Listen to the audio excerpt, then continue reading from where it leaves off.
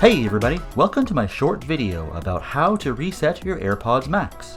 In this video, I'm going to show you how to reset your Apple AirPods Max headphones, which can be really helpful if they start to act up a bit. Let's get to it.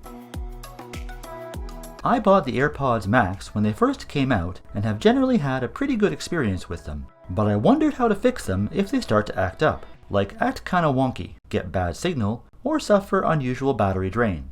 With AirPods and AirPods Pro, it's pretty simple. Feel free to check out my video about how to reset those if you'd like to know. I'll leave a link in the description below. So I thought I'd make this short video to show you how to reset your AirPods Max, just in case.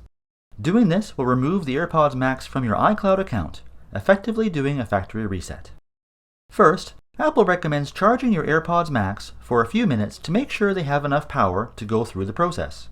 Then press and hold both the noise control button and digital crown for 15 seconds until the LED flashes amber, then white.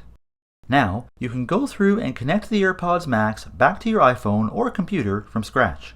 If your iPhone or computer are not picking up the AirPods Max to set up again, press and hold the noise control button until the LED flashes white to put them in Connect or Discovery mode.